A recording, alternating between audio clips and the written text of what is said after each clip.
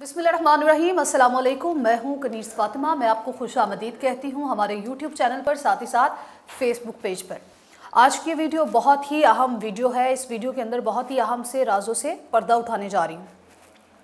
एक तो सबसे अहम खबर यह है कि नवाज़ शरीफ को सिफारती पासपोर्ट जारी कर दिया गया। ये ब्लू पासपोर्ट होता है जो कि आम पासपोर्ट से थोड़ा सा मुख्तलिफ होता है। तो आम पासपोर्ट जिसके पास होता है वो वीज़ा लगवाना पड़ता है, उसको वीज़ा लगवाने के बाद वो किसी दूसरे मुल्क में सफ़र कर सकता है। लेकिन सिफारती पासपोर्ट ये होता है कि आप बग़ैर वीज़ा लगाए बहुत से ममालिक में आप सफ़र कर सकते हैं। तो इसकी जो मुद्दत है वो 5 साल है और नवाज़ शरीफ को इससे पहले आम पासपोर्ट भी जारी कर दिया गया। उसकी जो मुद्दत है वो 10 साल है। इसका मतलब ये हुआ कि नवाज़ शरीफ इमरान खान का मुकाबला करने के लिए खुद वतन वापस आ रहे हैं और इसी साल नवाज़ शरीफ की आमद मुतवक्के है, यानी कि नवाज़ शरीफ साहब इसी साल वतन वापस आ रहे हैं। ये कह लीजिए कि अक्टूबर का महीना बड़ा अहम गर्दाना जा रहा था। अक्टूबर के बाद नवंबर का महीना उससे भी अहम, और सबसे अहम नवंबर के महीने में बहुत से काम होने बाकी थे। आर्मी चीफ की तैनाती, लॉन्ग मार्च का मकसद, लॉन्ग मार्च को अपने अंजाम तक पहुंचाना और भी दूसरी चीज़ें। लेकिन यहाँ पर आके जो नवाज़ शरीफ साहब का वतन वापसी का प्लान है वो कल शहबाज शरीफ साहब ने वहाँ पर जाके मुलाकात की है और उस मुलाकात के बाद ये चीज़ फाइनलाइज हुई है और वफाकी हुकूमत ने सिफारती पासपोर्ट नवाज़ शरीफ को जारी कर दिया है। नवाज़ शरीफ साहब अब वतन वापस आ रहे हैं। जी हाँ, यहाँ पर तो एक तरफ ये अहम डेवलपमेंट है, दूसरी तरफ इमरान खान साहब की जानिब से अब जारहाना इनिंग्स खेलने का फैसला किया गया है। एपिसोड 1 में, एपिसोड नहीं, सीज़न 1 कहेंगे, ये तो एपिसोड वाइज चल रहा है ना, इसलिए मैंने उसको सीज़न 1 का नाम दिया, पहले लॉन्ग मार्च को। सीज़न 2 का नाम दिया है अब वाली सीरीज़ को, यानी कि अब वाले लॉन्ग मार्च को। कोई फैसलाबाद से क़यादत कर रहा है, कोई वज़ीराबाद से क़यादत कर रहा है, और ये क़यादत करते करते ये मामला जो है अब इस्लामाबाद या रावलपिंडी तक जाएगा। वहाँ पर लोगों की एक बड़ी तादाद तारीख साज इमरान खान मजमा इकट्ठा करेंगे, फिर उसके बाद उनसे खिताब करेंगे, फिर तभी डिसाइड करेंगे और हिकमत अमली अपने बताएंगे कि आया इस लॉन्ग मार्च को आगे लेकर चलना है तहरीक के तौर पर, या इनकलाबी लॉन्ग मार्च तक ही इसको महदूद रखना है। और इनकलाब हमेशा खून के साथ ही आता है, ये बात हमें नहीं भूलनी चाहिए। एक चीज़ ये, लेकिन यहाँ पर आके और भी बड़ी चीज़ें हैं। इमरान खान साहब ने जिस तरह से जारहाना अंदाज़ अपनाया हुआ है और जिस तरह से वीडियो लिंक के ज़रिए ख़िताब कर रहे हैं, लग ये रहा है कि इमरान खान साहब मज़ीद ख़तरनाक हो जाएंगे। जब इमरान खान साहब मज़ीद ख़तरनाक हो जाएंगे तो आगे जाकर क्या कुछ ऐसा बाकी रह गया, या क्या पत्ते ऐसे इमरान खान साहब के पास बाकी रह गए हैं जिनको वो खेलेंगे। यहाँ पर एक इमरान खान साहब के लिए तशवीशनाक बात, ये इतनी भी तशवीशनाक नहीं है लेकिन थोड़ी सी तशवीशनाक बात यह है कि इमरान खान साहब के लॉन्ग मार्च के हवाले से काफ़ी ज़्यादा तहफ़्फ़ुज़ात पाए जा रहे हैं। मुख्तलिफ़ जगहों से इस वक्त लोग निकले हुए हैं बाहर, लेकिन उस तादाद में लोग बाहर नहीं निकले जिस तादाद में इमरान खान की मौजूदगी में लोग बाहर निकल सकते थे। इसके बहुत से इम्पैक्ट क्रिएटेड हुए हैं। वो इम्पैक्ट्स जो क्रिएट हुए हैं वो कुछ इस तरह से है, कुछ लोग इस वक्त उकता चुके हैं जो कि हमारे मुल्क में सिचुएशन बन चुकी है। जिस तरह से ट्रैफिक जाम है, लोग अपने बच्चों को स्कूल छोड़ने नहीं जा सकते, लोगों ने अगर किसी मरीज़ को अस्पताल लेकर जाना है वो मरीज़ को अस्पताल लेकर नहीं जा सकते, जिसकी वजह से बहुत से जो लोग हैं खूनी इनकलाब की नज़र हो रहे हैं।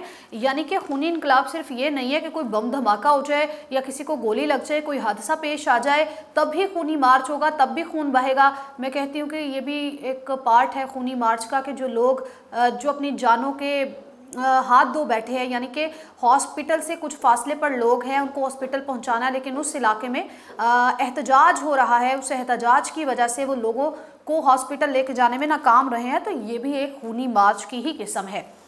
तो ये एक बुरी चीज़ है। इसके बाद अब सवाल ये उठना शुरू हो गए हैं कि जब लोग उकता गए हैं तो फिर इमरान खान साहब किस तरह से लोगों को इकट्ठा करने में कामयाब होंगे। मुल्क में बहुत ही ज़्यादा हलचल मची हुई है।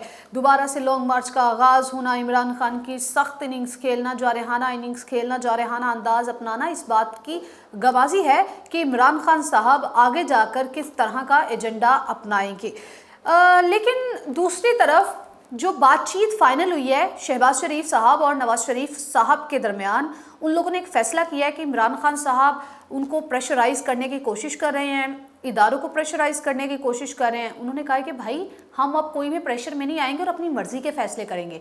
एक बात तो वाज़ेह हो गई है, एक आर्मी चीफ की बात मैं आपको बता दूं कि आर्मी चीफ ने अलविदाई मुलाकात का कहा। एक ट्विटर पर एक अकाउंट में उन्होंने अलविदाई मुलाकात का कहा है। तो इसका मतलब ये होगा कि आर्मी चीफ तो जा रहे हैं, लेकिन इमरान खान साहब का जो मकसद लॉन्ग मार्च का है वो शायद इससे जुड़ा हुआ नहीं है। लेकिन आर्मी चीफ की तैनाती के बाद ये मामला काफ़ी कूल डाउन हो जाएगा, और जब ये मामला कूल डाउन हो जाएगा तो उसके बाद चीज़ें बहुत ही बेहतर हो जाएंगी। लेकिन कबल अज़ वक्त कहना कुछ भी गलत होगा।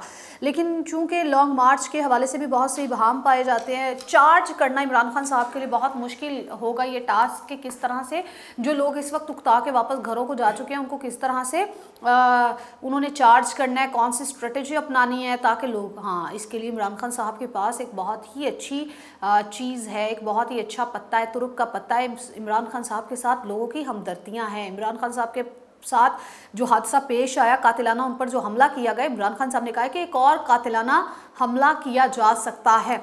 अल्लाह ना करे खान साहब के साथ इस तरह का कोई हादसा दोबारा से पेश आए और एक बहुत अच्छा लीडर, एक अवामी लीडर, अवामी मकबूलियत जिसको हासिल हो, उसके साथ कोई भी हादसा या कुछ भी उसके साथ हो, अल्लाह ना करे इसके लिए कोई भी नाखुशगवार वाक़या ना पेश आए।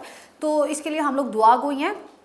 लेकिन चूँकि एक रेफरेंस आज बताया गया और एक रेफरेंस दिया गया, जस्टिस काजी फायज़ा की जानिब से एक एग्जांपल दी गई है कि रसूल पाक सल्लल्लाहु अलैहि वसल्लम ने रास्ते बंद करने को शैतानी अमल करार दिया है। तो इसके ऊपर काफ़ी ज़्यादा तनकीद की जा रही है और कहा जा रहा है कि इमरान खान साहब जो हैं वो शैतानी अमल कर रहे हैं और या शैतानी अमल के मुर्तकिब पाए जा रहे हैं। और साथ ही साथ उनकी जानिब से ये भी कहा जा रहा है, तनकीद की जा रही है कि इमरान खान साहब रियासत मदीना के दावेदार हैं और उनकी जानिब से इस तरह का अमल नहीं किया जाना चाहिए था।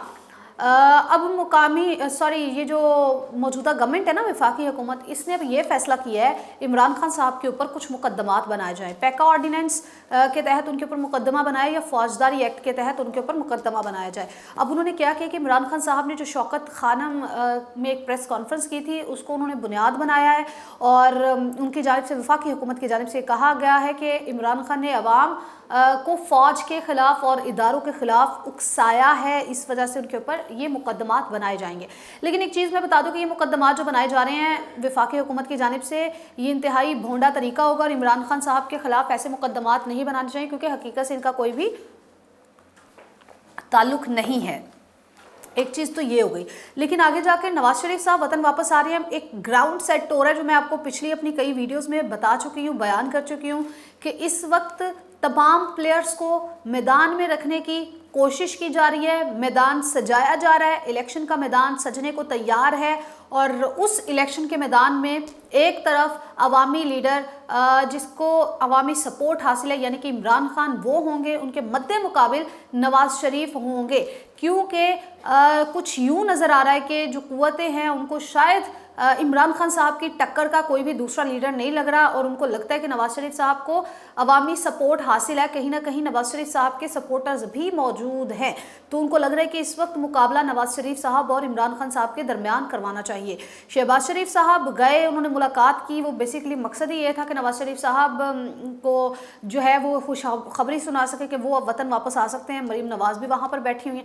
लेकिन एक बहुत अहम चीज़ है, ये मौका ऐसा है कि जब शहबाज शरीफ साहब को वतन वापस होना चाहिए, वो एक एक्टिंग प्राइम मिनिस्टर हैं और उनको चाहिए कि मुल्क में सैलाब की सूरत हाल के बाद जिस कदर हमारी मईशत ख़राब हुई है, सैलाब से मुतासरीन जो हैं वो जिस कदर इससे मुतासर हुए हैं या उनको जिस कदर ज़रूरत है, ऐसे मौके पर आकर जब मुल्क में एहतजाजी मुजाहरे किए जा रहे हैं मुख्तलिफ़ जगहों पर और मुल्क में एक बेयकीनी की कैफियत पैदा हो चुकी है, गैर यकीनी सूरत हाल से निपटने की कोशिश की जा रही है, तो शहबाज शरीफ को चाहिए था कि ऐसे मौके पर वो वतन वापस आते और वतन वापस आकर वो इमरान खान साहब को शायद टफ टाइम देते या ना देते, लेकिन मुल्क के हालात को बेहतरी की जानिब गामजन करने की एक छोटी सी कोशिश ज़रूर कर लेते। फिर ये कहते हैं कि हमें वोट क्यों नहीं दिया, फिर ये कहते हैं कि अवामी सपोर्ट हमें क्यों हासिल नहीं है, फिर ये कहते हैं कि अवाम इमरान खान के साथ क्यों है।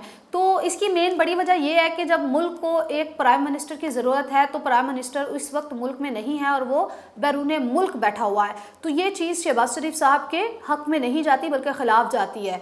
देखें ना मुल्क की सूरत हाल किस कदर बुरी सूरत हाल है, सियासी अदम इस्तेहकाम अरूज पर है, मुआशी बदहाली है, उसके अलावा मुल्क की सलामती खतरे में लगी हुई है। इसके बावजूद शहबाज शरीफ साहब को ख्वाबों की पड़ी हुई है कि बड़े भाई को जाके मिल लें, बड़े भाई को जाके प्रणाम कर ले, सलाम कर ले और बड़े भाई के साथ जाके खाना शाना खाया जाए। ख्वाबों की फिक्र पड़ी हुई है, मुल्क में क्या चल रहा है क्या नहीं चल रहा है इस बात की इनको कोई भी फिक्र नहीं है। तो यही से आप अंदाज़ा लगा लें कि कौन या किसकी क्या प्रायोरिटी है और पाकिस्तान किसकी प्रायोरिटी लिस्ट में नंबर 1 पर है।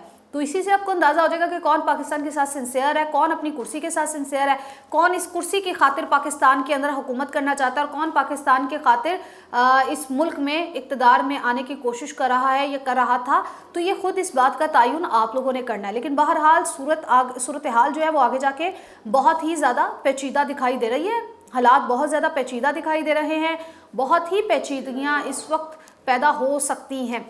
तो लिहाजा ये जो सारी सूरत हाल है ये मैंने आपके सामने रख दी है। अब जो मौजूदा गवर्नमेंट है उसकी जानिब से एक छोटी कोशिश की जा रही है सूद के खात्मे के लिए। हुकूमत ने निजी बैंकों की अपीलें भी वापस कराए, ये मुफ्ती तकी उस्मानी ने कहा है और मुमताज़ आलम-ए-दीन है ये। साथ ही साथ मौलाना फजल रहमान जो है उनकी जानिब से ये बात की गई है कि अगर सूद को ख़त्म कर दिया जाएगा तो हमारा मईशत का निज़ाम जो है वो बिल्कुल दुरुस्त हो जाएगा। 75 साल निज़ाम को ऑलरेडी 30 साल हो चुके हैं, बदलने की कोशिश की गई लेकिन अब आके इसकी सुनवाई हुई है। लेकिन इस मामले को इतना सीधा इतना आसान नहीं लेना चाहिए, इसके ऊपर बहुत ज़्यादा टाइम रिक्वायर है।